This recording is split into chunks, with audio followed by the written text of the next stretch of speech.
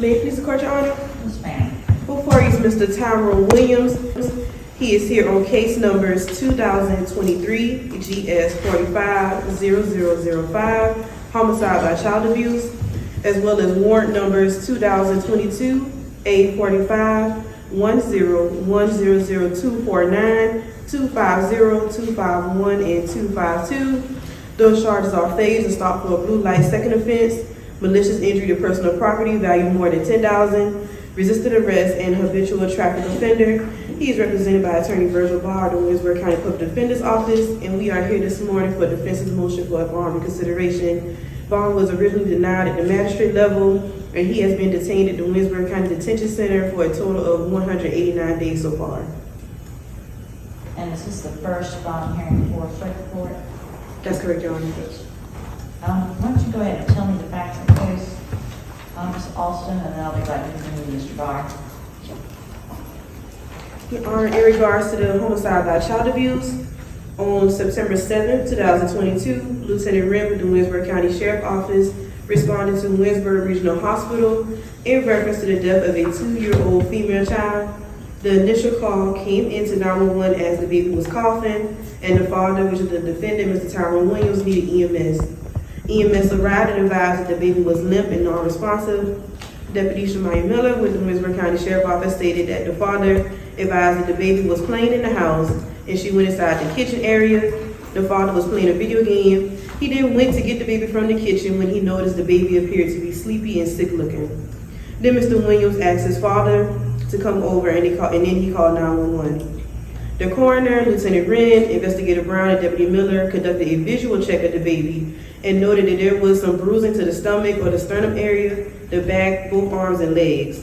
The baby's fingernails and toenails had dirt underneath, and there was something brown in color on the baby's hands, and the sample was collected. SLED assisted with the investigation due to this matter involving a child's death. Law enforcement went to the residence and conducted a walkthrough. Upon walking in, there was an extremely strong and foul odor. There were clothes, dirty rags, trash, remnants of food all over the floor, and love seats. Leading to the right-hand side of the front door through the living room, there was a bathroom that was located on the left and a bedroom at the end of the hallway. There was only one mattress in that room, and there were clothes and other debris all over the floor. Lieutenant Wren and Agent Beasley with SLED checked the upstairs and found 2 vacant rooms. They were thought to be the bedrooms due to the fact the mother stated that the baby slept with her and that there were 2 other children in the residence. There were no beds of any type or any furniture in those rooms. There were clothes and trash bags all over the rooms, and it is unknown if the other two children were sleeping on top of the trash bags, and they also noted that there was no air in the upstairs rooms. There was one ceiling fan in one of the rooms, and that had dirty clothes draped across it. The mother, Ms. Shaquana Brown, was notified as she was at work during the time of this incident in Myrtle Beach. Upon walking into the house, the investigators on scene advised that they had not been successful in locating Ms. Brown's other 2 children. A short time later, Ms. Brown and her sister arrived at the residence. Ms. Brown advised that due to present circumstances, the other 2 children would have to be removed from their residence. Ms. Brown refused and advised that officers were not trying to be sympathetic with her. Ms. Brown walked away towards the fence in her front yard as her sister was standing there. Law enforcement advised her that something had to be done as the house was, as they noted, in a deplorable condition. On September 15, 2022, Lieutenant Wren was advised by the coroner, Ms. Ivy Herringhand, that a preliminary tox screening result had come back from SLED on the 2-year-old child, and it reflected that the child had tested positive for fentanyl. Urine analysis and blood tests were also ran on the parents, Ms. Shaquana Brown and Tyrone Williams. Ms. Shaquana Brown's toxicology came back positive for THC, and Mr. Tyrone Williams' tox screening came back positive for alcohol in his system. According to the autopsy, the baby's cause of death was listed as due to fentanyl. In regards to the failure to stop for a blue light second offense, resisting arrest, habitual traffic offender, and malicious injury to personal property, on September 18, 2022, at approximately 9:30 a.m., Officer Pope was on patrol in the town of Hemingway, South Carolina, when he noticed a gray in color 1998 Honda Passport pull into the Johnny Tanner's convenience store, which is located at 300 South Main Street in the town of Hemingway. This officer took into account that the vehicle tag had been expired, and through the use of the DMV, he was informed that the tag was actually registered to another vehicle, a 2007 Chevy Tahoe. Officer Poole parked the patrol vehicle in the median between South Main Street and South London Highway 41. The officer observed the driver of the motor vehicle enter the driver's seat and exit the parking lot.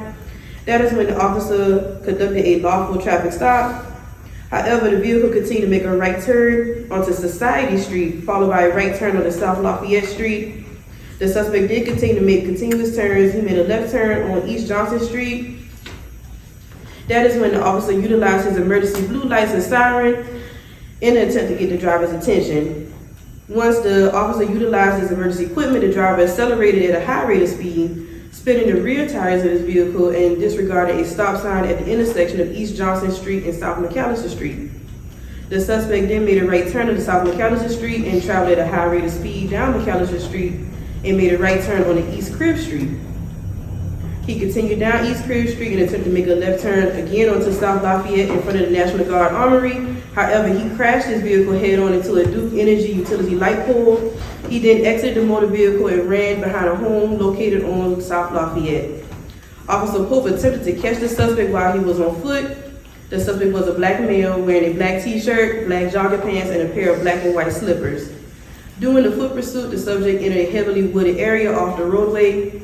The officer initiated a loud verbal command for the suspect to stop and to come up with his hands up. However, the suspect did refuse and he continued to advance away from the officer. After the incident, the officer noted that the suspect vehicle was no longer beside the utility pole, but was now sitting at the security gate of Hemingway High School.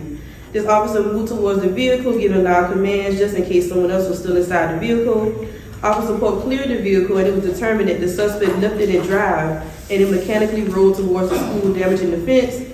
The damage for the total cost of the fence to be repaired and the utility pole for Duke Energy was $12,000. The officer did obtain video footage from Johnny Tanner's gas station, which led to the identity of the suspect. The suspect was positively identified as Mr. Tyrone Williams. In regards to his criminal history, in 2004, he had a breaking into automobiles. 2006, possession of meth or cocaine. 2008, petty larceny. 2012, manufacture, distribution, and possession of cocaine. 2017, driving under suspension, third or subsequent offense. And 2018, manufacture, distribution, possession of cocaine first, and failure to stop for a blue light first. In regards to victim Bill of Rights, Your Honor, we have contacted the mother, Ms. Shaquana Brown, and we have not heard back from her. Okay, Mr. Barr, glad to hear from you. Thank you, Your Honor. Mr. Court. Judge, this is Mr. Tyrone Williams. He's from the Georgetown County area. Now, we've made this motion for bond. He's been in the detention center for, I believe, 6 months. I believe he's been in there since October of last year. Now, Your Honor, this is a tragic situation as we've lost an infant or lost someone that was way before their time, a 2-year-old baby who happens to be his daughter. But Your Honor, just listening to the facts, and the reason why I say listen to the facts is that as of this point, we still have not even received discovery yet. I believe there's maybe some more information that's forthcoming. But Mr. Williams has been detained now for 6 months. There are a lot of issues that I believe that we can dive into just based on hearing the facts. Notwithstanding the deplorable conditions of the home, the things that were noted in the incident report, but I don't believe any of those make someone guilty of death of the child by child abuse. I think it may cause actions for DSS to come in and maybe remove children from the home, but based on just the facts that were read, I believe there's a lot more to this story. Also based on the facts that were read, if you look, if the infant involved had fentanyl in their system, and then Mr. Williams had a toxicology screen ran on him that showed only alcohol in the system, and there's another party at play who's not in this courtroom, I think there's some other issues that need to be discovered, and I do not believe that Mr. Williams needs to be detained while we uncover those facts. He says that if he's able to bond out, he will live with his father. I've actually spoken to his father. He's got a great deal of family support at 180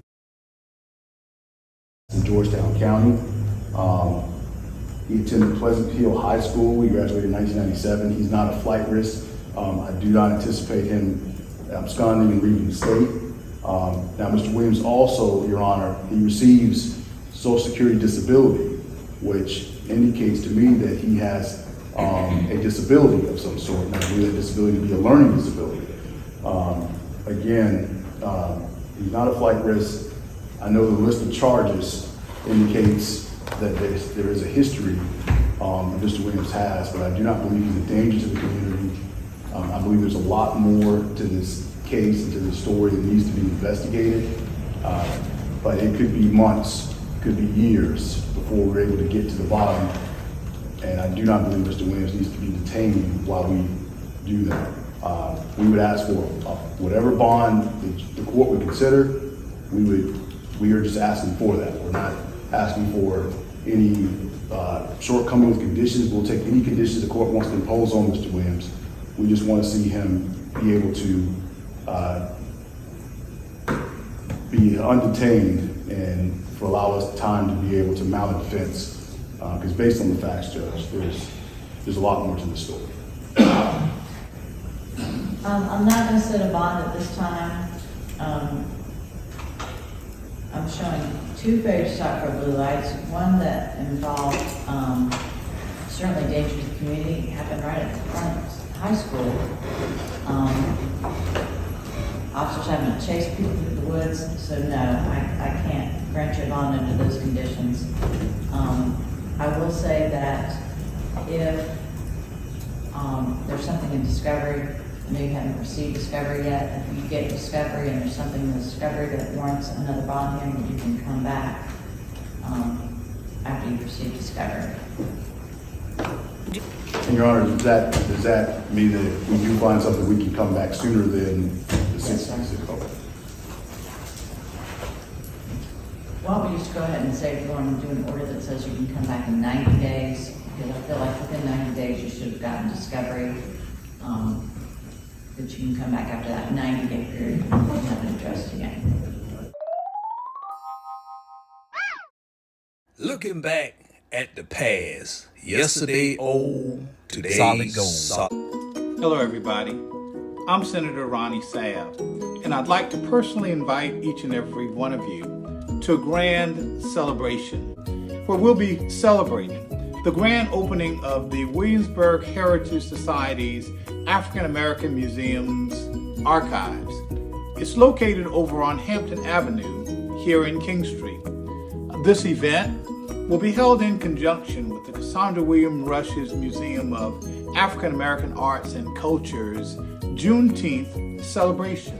Good afternoon, everybody, and welcome to Greeleyville Flag Day. We're happy to be here this afternoon with Mr. Kirby. So if you're with me and I'm with Kirby, then we're with House 101. All right. Thank you.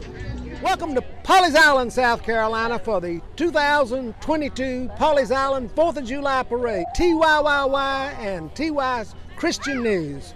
Always on the ball, always in the right place, always bringing you the great news. And it's great news here on Pawleys Island. Welcome.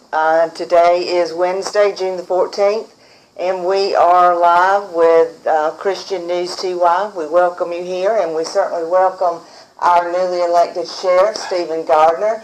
Thank you, Sheriff, for coming and being with us today and taking time out of your busy schedule. I know you're a busy man.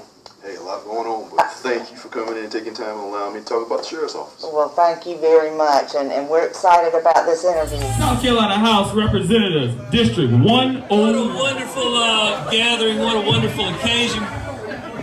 Carrie. Roger that, that's right, roger that. Hey guys, I just wanted to bring greetings from the South Carolina House of Representatives to one of our newest attorneys, Ms. Carrie Singleton, Juris Doctor.